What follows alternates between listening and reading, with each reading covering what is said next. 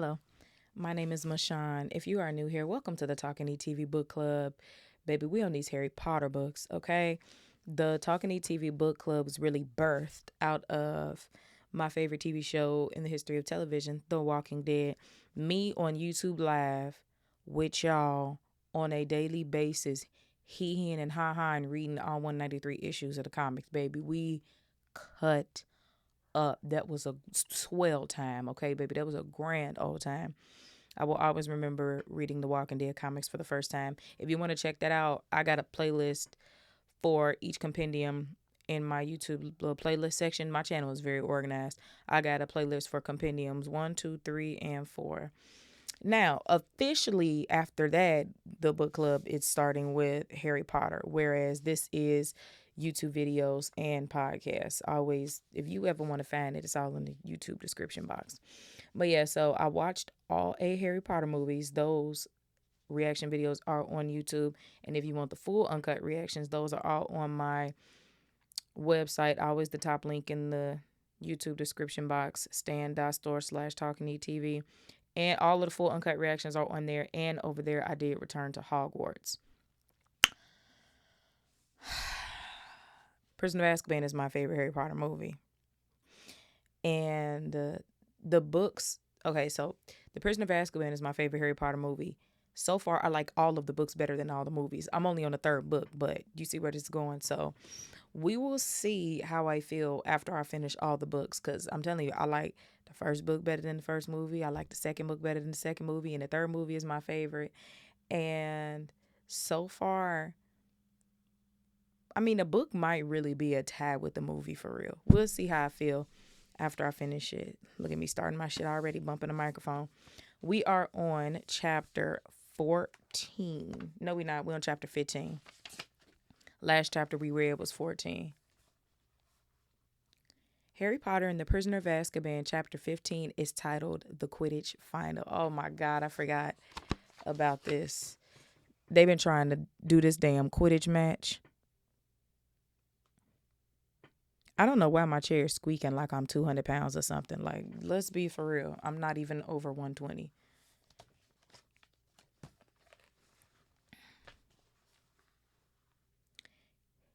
He sent me this? Hermione said, holding out the letter. Harry took it.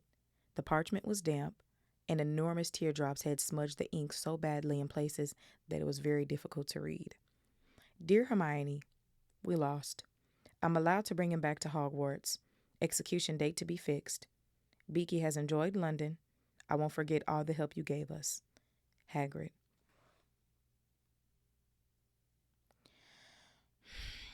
Thanks for instantly reminding me how much I hate all the Malfoys. Because Draco and his daddy could go to hell. His mama, too. They can't do this, said Harry. They can't. Buckbeak isn't dangerous. Malfoy's dad's frightened the committee into it, said Hermione, wiping her eyes. You know what he's like. There's a bunch of dottery old fools, and they were scared.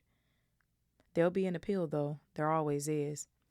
Only I can't see any hope. Nothing will have changed. Yeah, it will, said Ron fiercely. You won't have to do all the work alone this time, Hermione. I'll help. Oh, Ron. Hermione flung her arms around his neck and broke down completely. Okay, so it wasn't like the annoyed, oh, Ron. It was the, oh, Ron. It was one of them. Hermione flung her arms around Ron's neck and broke down completely. Ron, looking quite terrified, patted her very awkwardly on top of the head. Finally, Hermione drew away. Ron, I'm really, really sorry about Scabbers. I was about to try to do my English, British, whatever accent. I have to stop myself. Baby, you was from the south side of Chicago. Like, my accent do not give that at all. I'm telling you, it's something about reading Harry Potter where you just slip into it, because I literally hear Emma's voice as I'm reading this, watching the movies first before reading the books. Oh, well, he was old, said Ron, looking thoroughly relieved that she had let go of him. And he was a bit useless. You never know. Mom and Dad might get me an owl now. The safety measures imposed on the students since Black's second break in made it impossible for Harry, Ron, and Hermione to go and visit Hagrid in the evenings. Their only chance of talking to him was during Care of Magical Creatures lessons. He seemed numb with shock at the verdict. It's all my fault. Got all tongue tied. They was all sitting there in black robes, and I kept dropping me notes and forgetting them all the dates and looked up for me, Hermione. And then Lucius Malfoy stood up and said his bidding. The Creatures Committee just did exactly what he told them.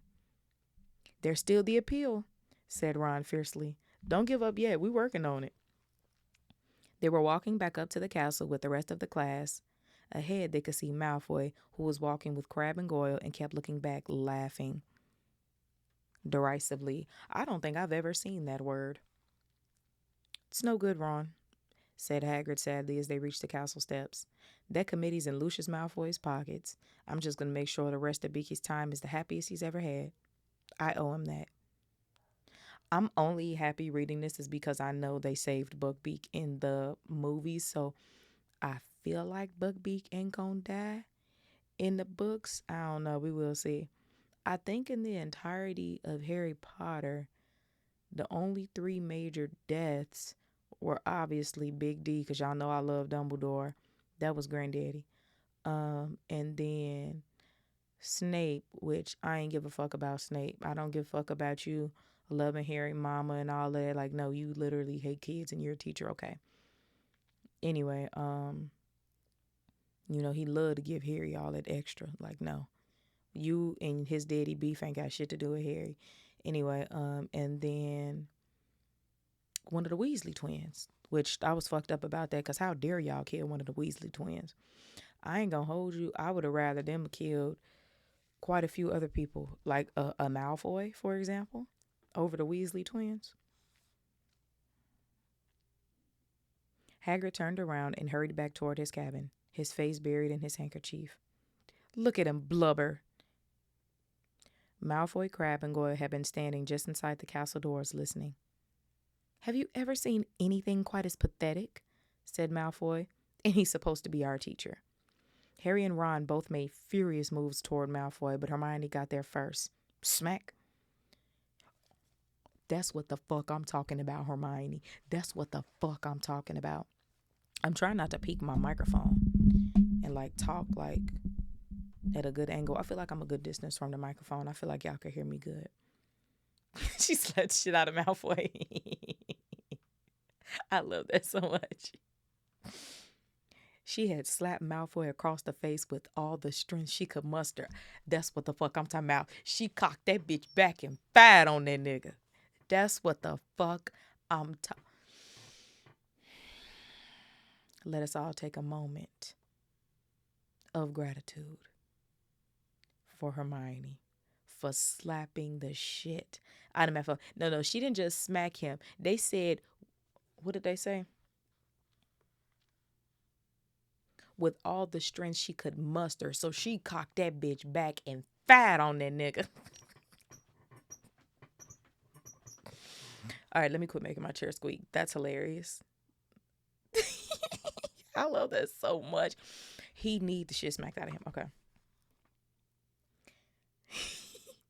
She slapped Malfoy across the face with all the strength she could muster. Malfoy staggered. Harry, Ron, Crabbe, and Goyle stood flabbergasted as Hermione raised her hand again. Don't you dare call Hagrid pathetic. You foul, you evil. Hermione, said Ron weakly, and he tried to grab her hand and she swung it back. Get off, Ron. First of all, why did you stop her? Because I definitely would have let her slap the shit out of him again. He needed that. Everybody was stuck. Hermione pulled out her wand. Malfoy stepped backward. Crabbe and Goyle looked at him for instructions, thoroughly bewildered. Come on, Malfoy muttered, and in a moment, all three of them had disappeared into the passageway to the dungeons. Yeah, bitch, because we all know that Malfoy don't be wanting no smoke for real. Like, he's not going to beat up Hermione. He's not going to out-magic her. She know way more than him. Like, he do not stand a chance at all. He knew he didn't want that smoke. He got the shit slapped out of him. I didn't know we was going to start the chapter 15 off that good. Hermione, Ron said again, sounding both stunned and impressed. Harry, you better beat him in that Quidditch final, Hermione said shrilly. You just better head, because I can't stand it if Slytherin wins. We're doing charms, said Ron, still goggling at Hermione. We'd better go. They hurried up the marble staircase toward Professor Flitwick's classroom. You're late, boys, said Professor Flitwick reprovingly as Harry opened the classroom door. Come along, quickly. Wands out. We're We're experimenting with cheering charms today. We've already divided into pairs. Harry and Ron hurried to a desk at the back and opened their bags. Ron looked behind him. Where's Hermione gone? Harry looked around too. Hermione hadn't entered the classroom, yet Harry knew she had been right next to him when he had opened the door. That's weird, said Harry, staring at Ron. Maybe she went to the bathroom or something. But Hermione didn't turn up all lesson. She could have done with the cheering charm on her, too, said Ron as the class left for lunch, all grinning broadly. The cheering charms had left them with a feeling of great contentment. Hermione wasn't at lunch either. By the time they had finished their apple pie for lunch is crazy. Apple pie for lunch is crazy.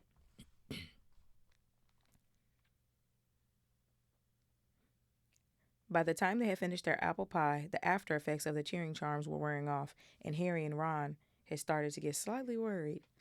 You don't think Malfoy did something to her?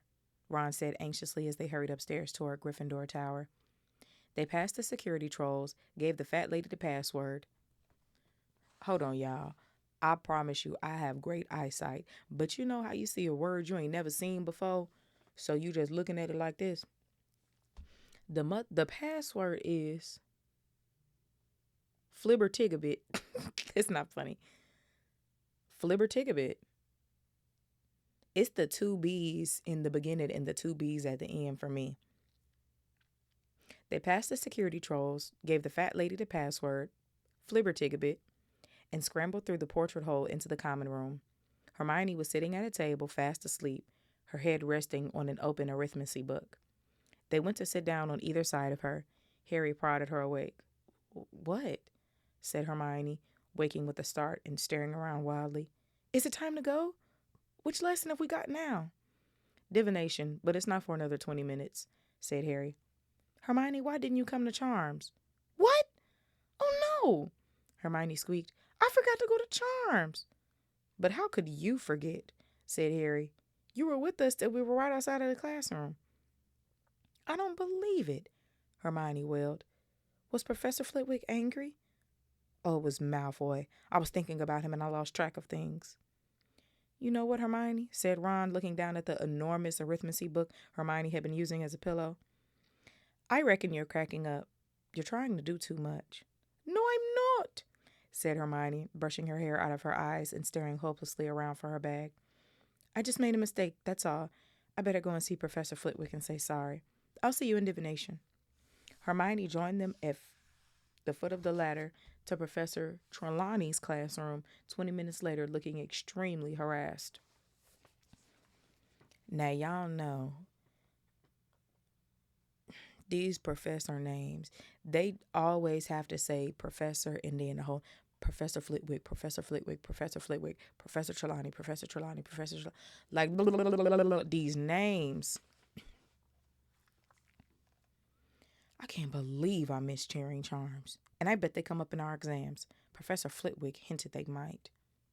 Together they climbed the ladder into the dim, stifling tower room. Glowing on every little table was a crystal ball full of pearly white mist. Harry, Ron, and Hermione sat down together at the same rickety table. I thought we weren't starting crystal balls until next term, Ron muttered, casting a wary eye around Professor... See? These damn names. For Professor Trelawney, in case she was lurking nearby. Don't complain. This means we finished palmistry, Harry muttered back. I was getting sick of her flinching every time she looked at my hands. Good day to you, said the familiar misty voice, and Professor Trelawney made her usual dramatic entrance out of the shadows. Parvati and... Now y'all know me and this P name. Parvati? I'm going to just say Parvati. Parvati and Lavender quivered with excitement, their faces lit by the milky glow of their crystal ball. I have decided to introduce the crystal ball a little earlier than I had planned, said Professor Trelawney, sitting with her back to the fire and gazing around. The fates have informed me that your aunt. Oh! The fates have informed me that your X animation in June will concern the orb, and I am anxious to give you sufficient practice. Okay, I thought that said something else. Hermione snorted. Well, honestly, the fates have informed her. Who sets the exam? She does. What an amazing prediction, she said, not troubling to keep her voice low. Harry and Ron choked back laughs. It was hard to tell whether Professor Trelawney had heard them, as her face was hidden in shadow. She continued, however, as though she had not. Crystal gazing is a particularly refined art, she said dreamily. I do not expect any of you to see when you first peer into the orb's infinite depths. We shall start by practicing relaxing the conscious mind and external eyes. I love that because, facts. Ron began to snicker uncontrollably and had to stuff his fist in his mouth to stifle the noise.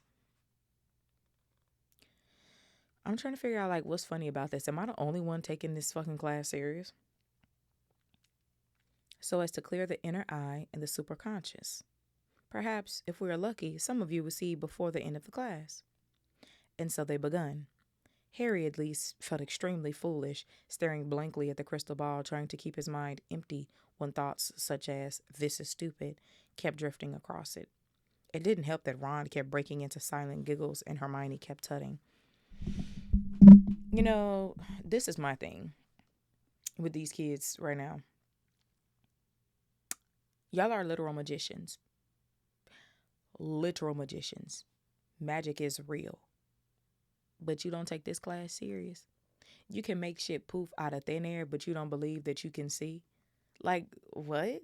Like, y'all not making any fucking sense to me at all. Like, it's not like y'all are the fucking Weasleys. Not the Weasleys. It's not like y'all the fucking Dursleys and somebody's telling y'all to look into a crystal ball. Like, y'all are literal magicians. And you think that this is a useless class? Okay. The fraud who be writing all them books, that's the person who y'all need to quit paying attention to. I can't think of his name right now, but y'all know who I'm talking about. The dude who Hermione is obsessed with. See anything yet? Harry asked him after a quarter of an hour's quiet crystal gazing. Damn, so it's already been 25 minutes? No, it's a quarter of an hour, 15 minutes. I'm thinking about a quarter of 100. See, that's me thinking about money. Yeah, there's a burn on this table. Ron is no help. Yeah, there's a burn on this table, said Ron, pointing. Someone spilled their candle. This is such a waste of time, Hermione hissed. I could be practicing something useful. I could be catching up on cheering charms. Professor Trelawney rustled past. Would anyone like to help me interpret the shadowy portents within their orb? I've never heard the word portents. She didn't say contents. She said portents. Is it like portents because of the word portal? Like, I don't understand. She muttered over the clinking of her bangles. I don't need help, Ron whispered. It's obvious what this means. There's going to be loads of fog tonight. Both Harry and Hermione burst out laughing. Now, really, said Professor Trelawney as everyone's heads turned in their direction. Parvati and Lavender were looking scandalized. You are disturbing the clairvoyant vibrations. She approached their table and peered into their crystal ball. Harry felt his heart sinking. He was sure he knew what was coming. There's something here, Professor Trelawney whispered, lowering her face to the ball so that it was reflected twice in her huge glasses. Something moving. But what is it? Harry was prepared to bet everything he owned, including his firebolt, that it wasn't good news, whatever it was. And sure enough, my dear, Professor Trelawney breathed, gazing up at Harry. It is here, plainer than ever before, my dear, stalking toward you, growing ever closer. The great... Oh, for goodness sake, said Hermione loudly. Not that ridiculous grim again. Professor Trelawney raised her enormous eyes to Hermione's face. Parvati whispered something to Lavender, and they both glared at Hermione, too. Professor Trelawney stood up, surveying Hermione with unmistakable anger. I am sorry to say that from the moment you arrived to this class, my dear, it has been apparent that you do not have the noble art of divination requires. Indeed, I don't remember ever meeting a student whose mind was so hopelessly mundane. There was a moment's silence. Then, fine, said Hermione suddenly, getting up and cramming, unfogging the future back into her bag. Fine, she repeated, swinging the bag over her shoulder and almost knocking Ron off of his chair. I give up. I'm leaving. Hey, Hermione in the book a little spicier than Hermione in the movies. This girl be cutting up. Much as you love learning and all of that shit, you don't find this class valuable at all. And to the whole class's amazement, Hermione strode over to the trap door, kicked it open, and climbed down the ladder out of sight. It took a few minutes for the class to settle down again. Professor Trelawney seemed to have forgotten all about the Grim. She turned abruptly from Harry and Ron's table, breathing rather heavily as she tugged her gauzy shawl more closely to her. Ooh, said Lavender suddenly, making everyone start.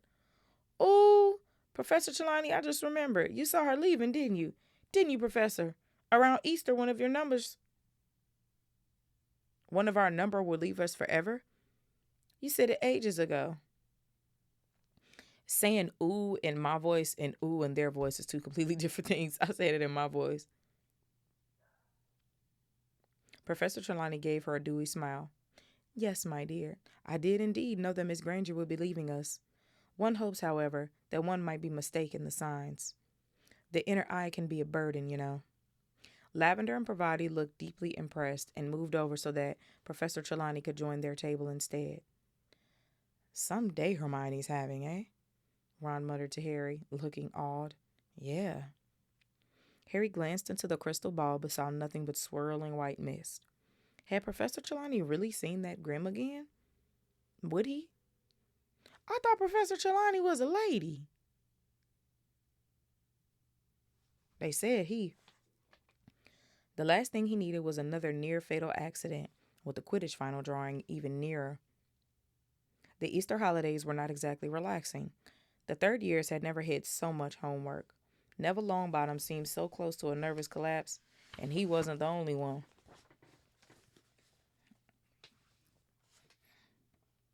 Call this a holiday?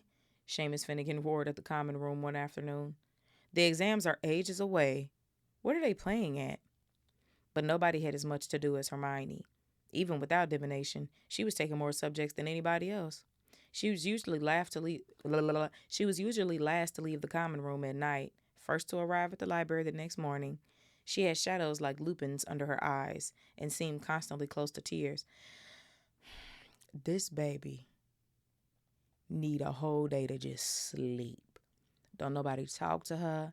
Don't nobody come look for her. She just needs to go to bed. Okay? Hermione need a full reset. Ron had taken over responsibility for Buckbeak's appeal. Damn, she not even working on Buckbeak no more?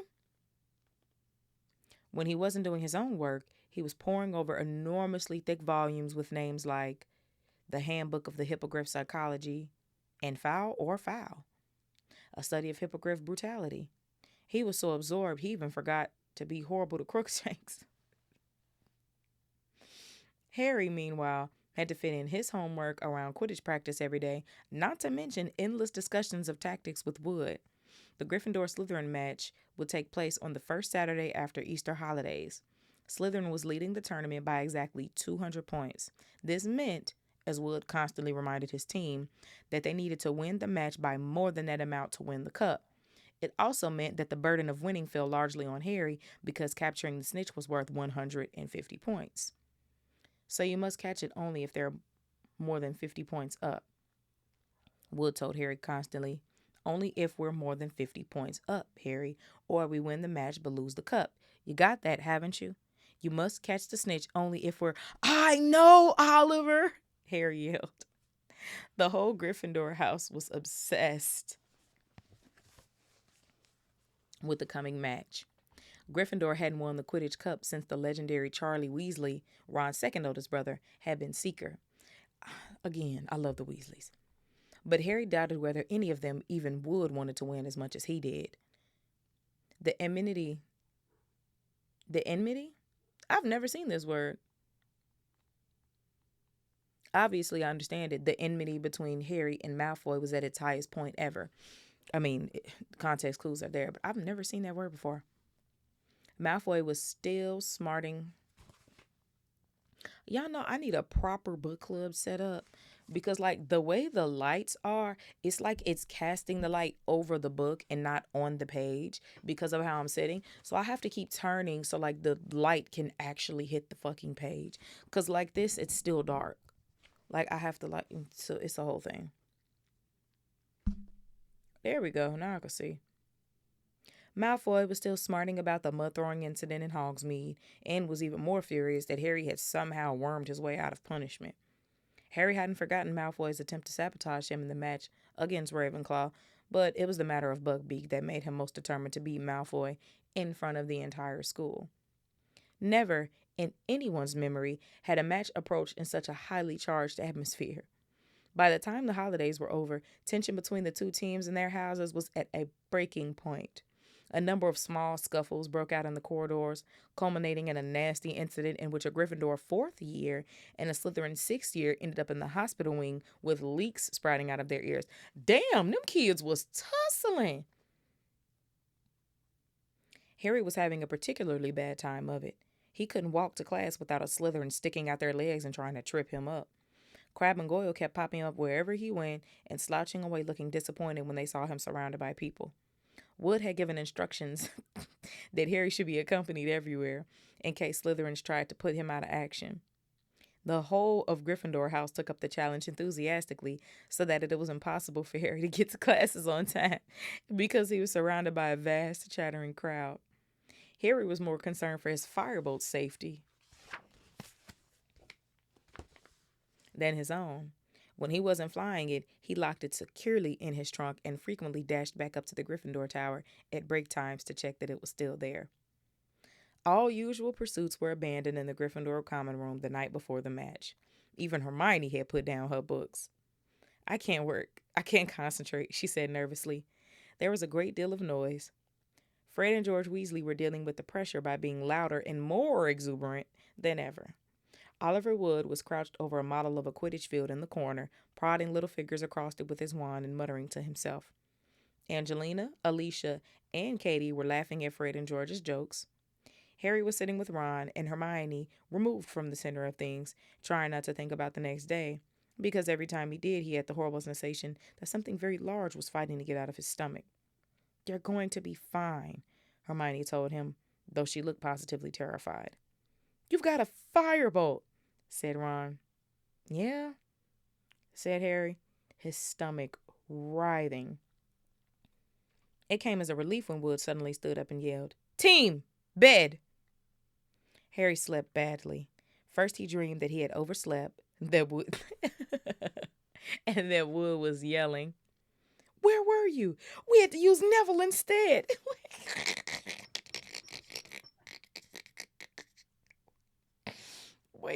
Wait. Could you imagine? Obviously, it's a dream, but could you imagine them being so down bad that they put Neville on? That's not funny.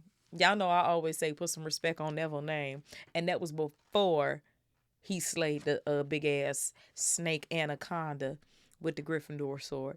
Put some respect on Neville's name. I got to start this whole little paragraph over. That was funny. I feel like I got to get back into my rhythm of reading to y'all. Oh, and also I usually say this in the intro. If you're looking for a straight read through, this ain't it. This is a reaction. We kikiing, we talking shit. Sometimes I Google shit. Like, yeah. So far I haven't Googled anything today, but Harry slept bad. My chair did not used to squeak, and I don't understand why it's squeaking. But also it's probably because I put it together, and I know for a fact that I did not put it together properly. I ain't had nobody put it together, so oops. Harry slept badly. First, he dreamed that he had overslept and that Wood was yelling, "Where were you? We had to use Neville instead." I know anybody outside deciding to make noise while I'm reading. Let me hurry up and finish reading because somebody decided to just start working. Then he dreamed that Malfoy and the rest of the Slytherin team arrived for the match riding dragons. What? Riding dragons is crazy. He was flying at breakneck speed trying to avoid a spurt of flames from Malfoy's steed's mouth. When he realized he had forgotten his firebolt, he fell through the air and woke with a start. It was a few seconds before Harry remembered that the match hadn't taken place yet, and that he was safe in bed, and that the Slytherin team definitely wouldn't be allowed to play on dragons. He was feeling very thirsty. Quietly as he could, he got out of his four-poster and went to pour himself some water from the silver jug beneath the window. The grounds were still and quiet. No breath of wind disturbed the treetops in the forbidden forest.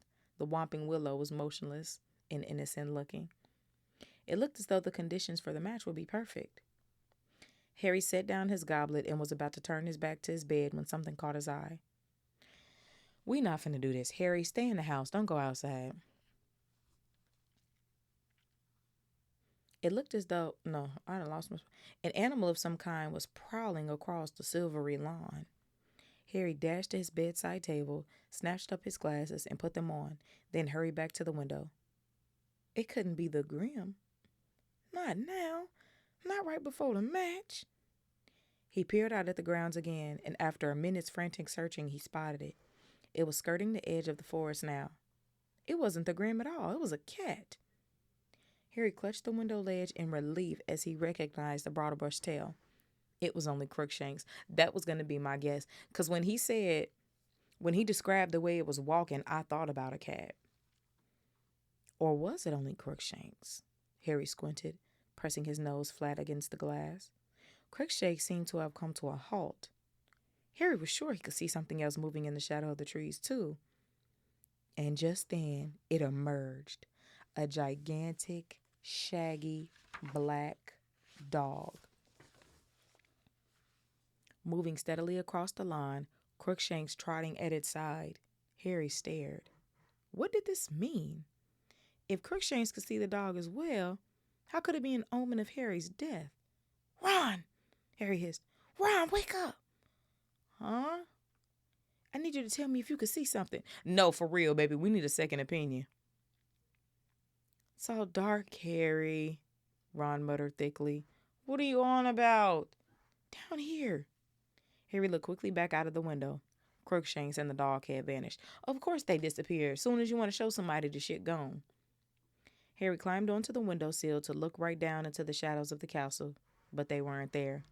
Where had they gone? A loud snore told him Ron had fallen asleep again. I am so mad that it was quiet. And now somebody is outside drilling as I'm trying to record a book club episode. I'm only reading one chapter now. Harry and the rest of the Gryffindor team entered the Great Hall the next day to enormous applause. Harry couldn't help grinning broadly as he saw that both the Ravenclaw and Hufflepuff tables were applauding them too. The Slytherin table hissed loudly as they passed. Harry noticed that Malfoy looked even paler than usual. Wood spent the whole of breakfast urging his team to eat while touching nothing himself. Then he hurried them off to the field before anyone else had finished so that they could get an idea of the conditions. As they left the Great Hall, everyone applauded again. "Good luck, Harry," called Cho. Harry felt himself blushing. "That's that Asian-looking girl he like, ain't it?" "Okay, no wind to speak of. Sun's a bit bright.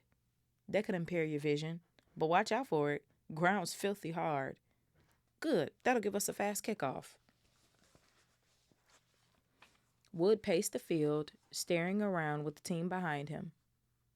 Finally, they saw the front doors of the castle open in the distance and the rest of the school spilling onto the lawn. "Locker rooms," said Wood tersely. I don't think I've ever seen that word.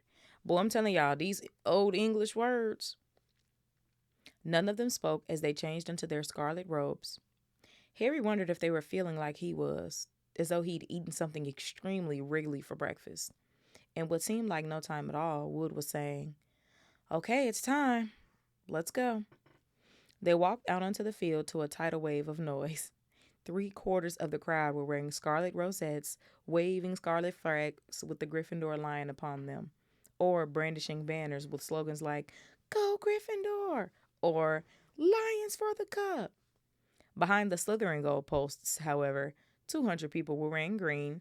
The Slytherin serpent of the Slytherin glittered on their flags, and Professor Snape sat at the very front, wearing green like everyone else, and a very grim smile. "And here are the Gryffindors," yelled Lee Jordan, who was acting as a commenter as usual. Potter, Bell, Johnson, Spinnet, Weasley, and Wood, widely acknowledged as the best team that Hogwarts has seen in a few good years. Lee's comments were drowned by a tide of boos from the Slytherin end. "And here come the Slytherin team, led by Captain Flint.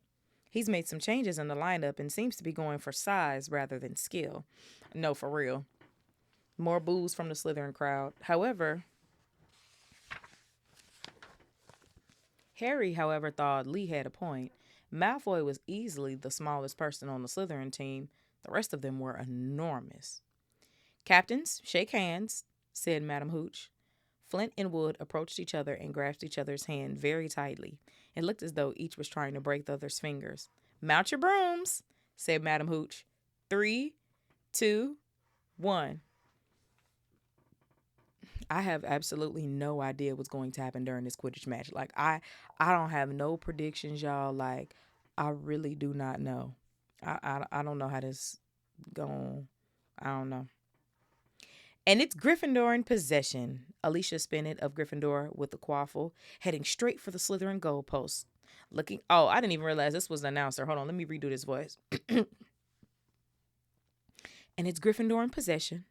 Alicia Spinnet of Gryffindor with the quaffle, heading straight for the Slytherin goalpost. "Looking good, Alicia." "Ah, no quaffle, interception by Warrington. Warrington of Slytherin tearing up the field. Wham! Nice bludger work there by George Weasley. Warrington drops the quaffle. It's caught by Johnson. Gryffindor back in possession. Come on. Angelina, nice swerve around Montague. Duck. Angelina, that's a bludger. She scores. 10-0 to Gryffindor." Angelina punched the air as she soared around the end of the field. The sea of scarlet was screaming its delight. Ouch! Angelina was nearly thrown from her broom as Marcus Flint went smashing into her. "Sorry," said Flint as the crowd booed. "Sorry, didn't see her." Boy, whatever. A moment later, Fred Weasley chucked his beater's club at the back of Flint's head. Flint's nose smashed into the handle of his broom and began to bleed. That is so funny. "That will do," shrieked Madam Hooch, zooming between them. "Penalty shot to Gryffindor for an unprovoked attack on their chaser." Damn it. Where was all this energy when they was fucking up Harry in the last goddamn Quidditch match? When they was targeting Harry, nobody had this energy. Nobody was calling fouls. That's crazy. Penalty shot to Slytherin for deliberate damage to their chaser. "Come off it, miss," howled Fred. Madam Hooch blew her whistle and Alicia flew forward to take the penalty. "Come on, Alicia," yelled Lee into the silence that had descended on the crowd. "Yes, she's beaten the keeper. 20-0 to Gryffindor." Harry turned the firebolt sharply to watch Flint, still bleeding freely, fly forward to take the Slytherin penalty. Wood was hovering in front of the Gryffindor goalposts, his jaw clenched. "Course Wood's a superb keeper," Lee Jordan told the crowd as Flint waited for Madam Hooch's whistle. "Superb. Very difficult to pass. Very difficult indeed." "Yes, I don't believe it. He saved it." Relieved, Harry zoomed away, gazing around for the snitch, but still making sure he caught every word of Lee's commentary. It was essential that he hold Malfoy off the snitch until Gryffindor was more than 50 points up. Gryffindor in possession. No, Slytherin in possession. No, Gryffindor back in possession. And it's Katie Bell. Katie Bell for Gryffindor with a quaffle. She's streaking up the field. That was deliberate. Montague, a Slytherin chaser, had swerved in front of Katie, and instead of seizing the quaffle, had grabbed her head. Katie cartwheeled in the air. Oh, these kids clowning. Managed to stay on her broom but dropped the quaffle. Wow. Grabbing her head is crazy. Now let's see if Madam Hooch called this foul. Madam Hooch's whistle rang out again as she soared over to Montague and began shouting at him. A minute later, Katie had put another penalty past the Slytherin keeper. 30-0. Take that, you dirty cheating. Jordan, if you can't commentate in an unbiased way, I'm telling it like it is, Professor. Jordan is me. Harry felt a huge jolt of excitement. He had seen the snitch. It was shimmering at the foot of one of the Gryffindor goalposts, but he mustn't catch it yet. And if Malfoy saw it, y'all, this shit is going too well. This is going too well. It is not going to be this easy to win this Quidditch match.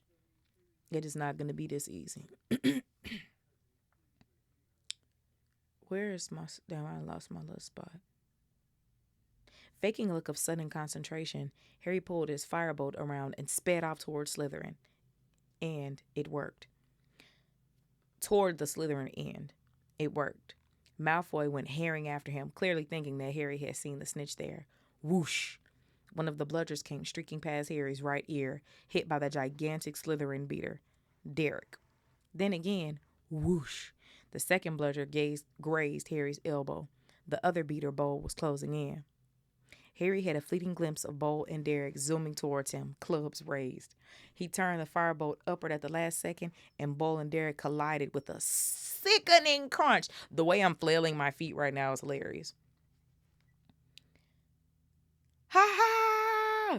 Yelled Lee Jordan at the Slytherin beaters as the Slytherin beaters lurched away from each other, clutching their heads. Too bad, boys. You'll need to get up earlier than that to beat a firebolt. That's so funny. And it's Gryffindor in possession again. As Johnson takes the quaffle, Flint alongside her. Poke him in the eye. Angelina, it was a joke. Professor, it was a joke. Oh no. Flint in possession. Flint flying toward the Gryffindor goalpost. Come on now, Wood. Save! But Flint had scored. There was an eruption of cheers from the Slytherin end, and Lee swore so badly that Professor McGonagall tried to tug the magical megaphone away from him. Sorry, Professor, sorry. Won't happen again. This commenter is cutting up. Why did they not have him do this in the movie? It was turning into the dirtiest game Harry had ever played in. Enraged that Gryffindor had taken such an early lead, the Slytherins were rapidly resorting to any means to take the quaffle. Bowl hit Alicia with his club and tried to say he thought it was a bludger. George Weasley elbowed Bowl in the face in retaliation. We know the Weasleys always want the smoke. Fuck, I love all the Weasleys, but y'all know it's a little extra for Fred and George. Madam Hooch awarded both teams penalties, and Wood pulled off another spectacular save. Listen, Wood is not playing. He wants to win the cup. He is going to graduate. Wood do not have another chance to win the cup. This is it. He is not fucking around with y'all, okay? Wood is not fucking around. Wood pulled off another spectacular save, making the score 40-10 to Gryffindor. The snitch had disappeared again. Malfoy was still keeping close to Harry as he soared over the match, looking around for it. Malfoy is that sorry. If you was really that nigga for real, you would see the snitch and get it and win the cup. But no, you standing there looking at Harry so he don't get it. Okay. Katie scored 50-10. Fred and George... Oh, shit. Well, we're only 40 points up, technically. We got 50, they got 10, so it still ain't time for Harry to do his thing. Fred and George Weasley were swooping around her, clubs raised, in case any of the Slytherins were thinking of revenge. Bowl and Derek took advantage of Fred and George's absence to aim both bludgers at Wood. They caught him in the stomach, one after the other, and he rolled over in the air, clutching his broom, completely winded. Madam Hooch was beside herself. You do not attack the keeper. Damn, I'm trying to turn this page.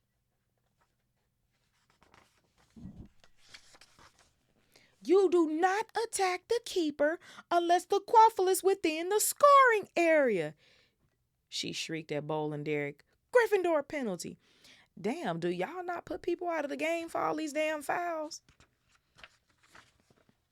And Angelina scored 60-10. Okay, we 50 points up now. Now it's time for Harry to do his big one. Moments later, Fred Weasley pelted a bludger at Warrington, knocking the quaffle out of his hands. Alicia seized it and put it through the Slytherin goal, 70-10. The Gryffindor crowd below was screaming itself hoarse. Gryffindor was 60 points in the lead, and if Harry caught the snitch now, the cup was theirs. Harry could almost feel hundreds of eyes following him as he soared around the field, high above the rest of the game, with Malfoy speeding along behind him. And then he saw it. The snitch was sparkling 20 feet above him. Harry put on a huge burst of speed. The wind was roaring in his ears. He stretched out his hand, but suddenly the firebolt was slowing down. I am so sick of this shit, y'all. I'm horrified. He looked around. Malfoy had thrown himself forward, grabbed hold of the firebolt's tail, and was pulling it back. Ain't that a foul? You're literally holding my broom. You. Harry was angry enough to hit Malfoy, but couldn't reach. Malfoy was panting with effort of holding onto the firebolt, but his eyes were sparkling maliciously. I would kick him in his fucking face for grabbing onto my broom. He had achieved what he'd wanted to do. The snitch had disappeared again. Penalty! Penalty to Gryffindor! I've never seen such tactics. Okay, thank you, because that just pissed me off. Madam Hooch screeched, shouting up to where Malfoy was sliding back onto his Nimbus 2001. You cheating scum! Lee Jordan is not playing on this megaphone. Lee Jordan was howling into the megaphone, dancing out of Professor McGonagall's reach. You filthy, cheating... Was he about to say bastard or bitch? Professor McGonagall didn't even bother to tell him off. She was actually shaking her finger in Malfoy's direction. Her hat had fallen off. She too was shouting furiously. Alicia took Gryffindor's penalty, but she was so angry she missed by several feet. The Gryffindor team was losing concentration, and the Slytherins, delighted by Malfoy's foul on Harry, were being spurred onto greater heights. This is exactly what they want y'all to do. Lose y'all focus. Slytherin in possession. Slytherin headed for the goal. Montague scores. Lee groaned. 70-20 to Gryffindor. Harry was now marking Malfoy so closely their knees kept hitting each other. Harry wasn't going to let Malfoy anywhere near the snitch. Get out of it, Potter! Malfoy yelled in frustration as he tried to turn around and found Harry blocking him. Angelina Johnson, Y'all see how I'm not even reading with that enthusiasm no more? Like, that Slytherin is really pissing me off right now. Angelina Johnson gets the quaffle for Gryffindor. Come on, Angelina, come on! Harry looked around. Every single Slytherin player, apart from Malfoy, was streaking up the pitch towards Angelina, including the Slytherin keeper. They were all going to block her. Harry wheeled the firebolt around and bent so low he was lying flat along the handle and kicked it forward like a bullet. He shot it toward the Slytherins. Ah! They scattered as the firebolt zoomed toward them. Angelina's way was clear. She scores! She scores! Gryffindor leads by 80 points to 20. Harry, who had almost pelted headlong into the stands. That was a good save, Harry. Skidded to a halt in midair, reversed, and zoomed back into the middle of the field. And then he saw something to make his heart stand still. Malfoy was diving, a look of triumph on his face. There, a few feet above the grass below, was a tiny golden glimmer. Harry urged the firebolt downward, but Malfoy was miles ahead. Go, go, go! Harry urged his broom. He was gaining on Malfoy. Harry flattened himself to the broom handle as Bowl sent a bludger at him. He was at Malfoy's ankles. He was level. Harry threw himself forward, taking both hands off his broom. He knocked Malfoy's arm out of the way, and yes! Now, are you saying yes because you blocked Malfoy, or are you saying yes because you got the snitch? He pulled off his dive, his hand in the air, and the stadium exploded. Ah! Okay, wait. Let me finish reading. Wait. Harry soared above the crowd, an odd ringing in his ears. The tiny golden ball was held tight in his fist, beating its wings hopelessly against his fingers. Then Wood was speeding towards him, half blinded by tears. He seized Harry around the neck and sobbed unrestrainedly into his shoulder. Harry felt two large thumps as Fred and George hit them, then Angelina's, Alicia's, and Katie's voices. We've won the cup! We've won the cup! Tangled together in a mini armed hug, the Gryffindor team sank, yelling hoarsely back to earth. Wave upon wave of crimson supporters was pouring over the barriers onto the field. Hands were raining down their backs. Harry had a confused impression of noise and bodies pressing in on him. Then he and the rest of the team were hoisted onto the shoulders of the crowd, thrust into the light. He saw Hagrid, plastered with crimson rosettes. You beat him, Harry! You beat him! Wait till I tell Buckbeak. There was Percy, jumping up and down like a maniac, all dignity forgotten. Percy is very much, you know. Professor McGonagall was sobbing harder ever than Wood, wiping her eyes with an enormous Gryffindor flag. And there, fighting their way toward Harry, were Ron and Hermione. Words failed them. They simply beamed as Harry was borne towards the stands where Dumbledore stood. My cheeks hurt. Where Dumbledore stood waiting with an enormous Quidditch cup. If only there had been a Dementor around. As a sobbing Wood passed Harry the cup. As he lifted it into the air, Harry felt he could have produced the world's best Patronus. And you know what, y'all? We're going to leave that right there. Since somebody decided to start working on their house and they sitting there drilling and shit. And I hear somebody cutting grass. But yes, baby. That was another installment of the Talking TV Book Club. I'm working on this new setup. It's literally the exact same room. It's my filming room. And the wall, I just moved my stuff to a different wall to cover up this window. And I put this black, you know how you get like a little green screen you can hang up? I got this little black screen. And after hanging it up, I realized I should have got actual blackout curtains. But it's okay. Because originally when I got it, I was going to put this along the wall. But I decided to cover up the window because, I record all times a day. And sometimes with the light coming in from the window, it gets a little weird. But yeah, anyway, thanks for joining me. That was a really, really good chapter to get back into the good club. Good club to get back into the book club. Spirits are high. I thoroughly enjoyed that. And yeah, tune in next week to read the next chapter.